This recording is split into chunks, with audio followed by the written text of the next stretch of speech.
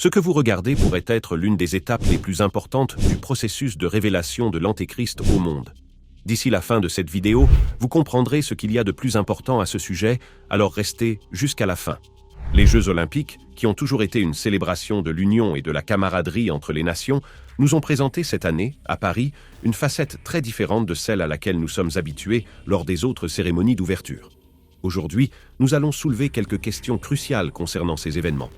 Pourquoi certains symboles et messages sont-ils présentés de manière si ouverte? Comment la communication de masse fonctionne-t-elle dans ces grands événements et pourquoi utilisent-ils toujours des cérémonies chargées de symbolisme qui ressemblent davantage à des rituels? Nous allons explorer les différents points de vue sur l'utilisation des symboles chrétiens dans cet événement et discuter des interprétations derrière ces actions. Plusieurs groupes religieux ont exprimé leur insatisfaction concernant ce qu'ils perçoivent comme un grave manque de respect envers les symboles chrétiens. Dans cette vidéo, nous allons discuter des véritables intentions derrière ces actions qui sont très différentes de ce que beaucoup peuvent penser. De plus, nous analyserons le rôle d'Emmanuel Macron dans ce contexte et pourquoi des réactions telles que les boycotts peuvent ne pas être efficaces. Préparez-vous pour une analyse approfondie qui relie les événements actuels à des interprétations bibliques. Abonnez-vous maintenant pour ne pas manquer de contenu comme celui-ci. Faites partie de nos 1000 premiers abonnés et partagez cette vidéo. Nous ferons plus d'analyses comme celle-ci et vous ne pouvez pas les manquer. Et quand l'agneau ouvrit l'un des seaux, je regardai, et j'entendis l'un des 4 animaux qui disait comme d'une voix de tonnerre, « Viens et vois !» Et je regardai. Voici un cheval blanc, et celui qui était assis dessus avait un arc. Une couronne lui fut donnée, et il sortit en vainqueur et pour vaincre. Mes amis, nous sommes dans une période critique du monde, quelque chose que je mentionne depuis longtemps. Lors d'une cérémonie importante comme celle-ci, un cavalier sur un cheval blanc est présenté au monde, ce qui nous renvoie à ce que dit la Bible. Le cavalier du cheval blanc pourrait être interprété comme l'Antéchrist, celui qui présenterait une fausse paix au monde. Comprenez ceci, les conflits et leurs rumeurs sont de plus en plus intenses, et ce qui concerne Israël est décisif pour la révélation de ce qu'ils appellent l'homme d'iniquité. Dans cette nouvelle chaîne, nous parlerons beaucoup de ce sujet. Abonnez-vous donc. Comprenez que l'accord de paix et les accords d'Abraham, qui incluent des nations comme l'Arabie saoudite, sont perçus par certains comme fondamentaux. Lorsque le territoire palestinien sera délimité, observez avec beaucoup d'attention qui sera derrière ces accords. Cette personne pourrait être vue par certains comme l'Antéchrist, qui serait peu à peu annoncé et, d'une certaine manière, même invité par le monde. Cette transmission sera vue par des milliards de personnes dans le monde entier et inclura des éléments qui impressionneront et attireront l'attention de tous. Souvenez-vous des Jeux Olympiques de 2012 et des messages qui se sont concrétisés des années plus tard. Vous pouvez analyser calmement et tirer vos propres conclusions. Alors, c'est le point principal à observer. D'abord, ils annoncent, puis ils réalisent. Les prochains événements, à partir de maintenant, auront de plus en plus d'importance. À quoi servent les Jeux Olympiques et que représentent-ils? Les Jeux Olympiques ont une relation profonde et complexe avec la géopolitique, influençant et étant influencés par les questions politiques et les relations internationales. Voici quelques façons dont cela se manifeste. Plateforme pour le soft power. Les Jeux Olympiques offrent aux pays hôtes une opportunité de montrer leur progrès et leur culture au monde, ce qui peut améliorer leur image internationale et exercer un soft power. Par exemple, les Jeux de Pékin en 2008 ont été une occasion pour la Chine de démontrer sa croissance et sa modernisation. Boycott et protestation. Les Jeux Olympiques peuvent également être une scène pour les protestations et les boycotts. Pendant la guerre froide, les États-Unis ont mené un boycott des Jeux de Moscou en 1980 en réponse à l'invasion soviétique de l'Afghanistan. Et l'Union soviétique a riposté en boycottant les Jeux de Los Angeles en 1984. Question des droits de l'homme. Souvent, les Jeux Olympiques attirent l'attention mondiale sur les questions des droits de l'homme dans le pays hôte. Des critiques et des protestations internationales peuvent surgir concernant les pratiques du pays hôte, comme ce fut le cas avec les Jeux d'hiver de Sotchi en 2014 en Russie. Économie et infrastructure. La préparation des Jeux implique souvent de grands investissements en infrastructure et peut avoir un impact significatif sur l'économie locale et nationale. Cependant, l'héritage économique des Jeux peut être mitigé, comme en témoignent les coûts élevés et les installations sous-utilisées après les Jeux de Rio 2016. Relations internationales. Les Jeux Olympiques servent souvent de terrain neutre pour le dialogue entre des pays qui peuvent être en conflit dans d'autres contextes. Pendant les Jeux, les nations peuvent participer à une diplomatie du ping-pong ou afficher des gestes de bonne volonté qui peuvent aider à apaiser les relations diplomatiques. Sécurité et cybersécurité. Avec la numérisation croissante et la menace mondiale du terrorisme, la sécurité est devenue une préoccupation géopolitique majeure lors des Jeux olympiques. Les Jeux sont également la cible d'attaques cybernétiques qui peuvent avoir des motivations géopolitiques. Les Jeux olympiques sont donc plus qu'un événement sportif. Ils sont un phénomène mondial qui interagit avec la politique mondiale, l'économie et la culture, reflétant et parfois façonnant le paysage géopolitique international. Mais si vous avez regardé la dernière cérémonie d'ouverture à Paris, vous avez vu que d'autres objectifs, autres que ceux que nous avons cités, ont été priorisés. L'objectif apparent était de transmettre un message caché, ou nous pourrions même dire que ce n'est plus un message si caché. Pourquoi les élites ne cachent-elles plus leurs intentions? L'élite qui transmet ces messages ne le fait pas pour la première fois. Vous vous souvenez du spectacle de Beyoncé? Ou du cheval en liberté, blessé et taché au Royaume-Uni? Ces messages cachés, mais pas tant que ça, sont toujours présents. Vous devez vous rappeler que la meilleure stratégie psychologique pour cacher quelque chose est de l'exposer ouvertement devant tout le monde, et les élites le savent très bien. Cette stratégie est utilisée car lorsque quelqu'un dénonce ce qui mérite d'être dénoncé, il devient automatiquement un sujet de moquerie et de discrédit, car cela a déjà été présenté dans tant de films, dessins animés, chansons, manifestations artistiques et même dans les Jeux olympiques. C'est le message qui arrive au monde. Le dernier royaume prophétisé dans le livre de Daniel et dans l'Apocalypse, le gouvernement temporaire de l'Antéchrist. Tout chrétien, avec un minimum de discernement spirituel, en voyant ces choses, reçoit déjà cette compréhension du Saint-Esprit.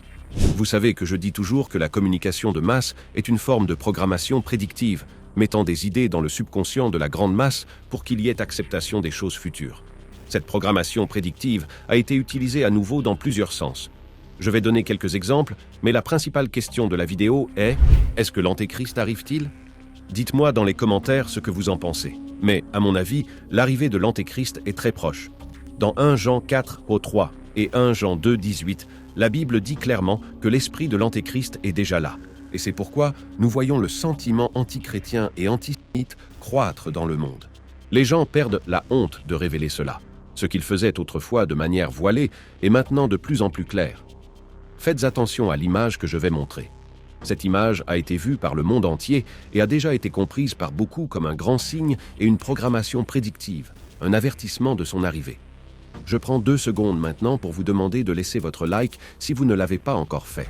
Pour beaucoup, ce qui s'est passé le 26 n'est qu'une autre étape séquentielle de ce qui s'est déjà produit lors d'autres événements comme l'inauguration du tunnel de Saint-Gothard.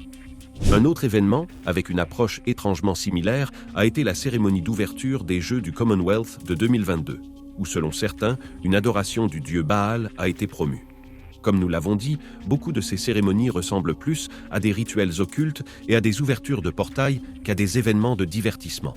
Une analyse minutieuse du cavalier blanc a été postée sur notre première chaîne. Vous n'avez certainement entendu aucune analyse de ce genre. Ne manquez pas de la regarder également. Ce qui s'est également passé lors de cette cérémonie est fait grand bruit. À l'ouverture des Jeux olympiques, les organisateurs ont décidé de représenter une version alternative de la scène, incluant des membres de la communauté LGBTQIA+. Imaginez une table semblable à celle de la célèbre peinture de la dernière scène, où Jésus est avec ses disciples. Maintenant, remplacez les disciples par une autre version qui a été diffusée dans le monde entier. Qu'ont-ils mis à cette table? Des enfants, des drag queens et des représentations de toutes les lettres LGBTQIA+. Cette image suscite des débats dans le monde entier. Quelle est votre opinion à ce sujet? C'est pourquoi certains relient le cavalier blanc à l'annonce de l'arrivée de l'Antéchrist. Rappelez-vous que cet homme sera, selon certaines interprétations, le père de la perdition et le faux Messie, celui qui trompera les nations. Nous avons observé la représentation d'une scène totalement différente de son essence originale. Que voyons-nous ici? Une altération de la foi chrétienne, et la manière dont cela a été fait a été qualifiée de blasphème par beaucoup. Il y a eu une altération de ce qui était à l'origine la dernière scène. Et pourquoi cette altération a-t-elle été faite? Rappelez-vous des passages bibliques qui nous enseignent que l'Antéchrist promouvra la tromperie et cherchera à obtenir l'adoration pour lui-même. Que personne ne vous séduise d'aucune manière, car il faut que l'apostasie soit arrivée auparavant et qu'on ait vu paraître l'homme de péché, le fils de la perdition, l'adversaire qui s'élève au-dessus de tout ce qu'on appelle Dieu ou de ce qu'on adore, jusqu'à s'asseoir dans le temple de Dieu, se proclamant lui-même Dieu. Pour obtenir cette adoration, il aurait besoin d'une nouvelle religion. Et pour établir cette nouvelle religion, il devrait altérer les symboles de la religion chrétienne. Comprenez-vous? Pour moi, c'est clair. Ces événements sont des signes de la proximité des temps difficiles prédits dans les Écritures. l'ouverture des Jeux Olympiques de 2024 à Paris a suscité une grande controverse. Parmi les divers éléments présentés, la représentation d'une sainte scène LGBTQIA+, a été particulièrement controversée. Pour de nombreux chrétiens, cela a été perçu comme une blasphémie et une hérésie. Les gens se sont sentis profondément offensés par cette manifestation. Qu'est-ce que ces représentations ont à voir avec le sport? C'est une question que beaucoup se posent.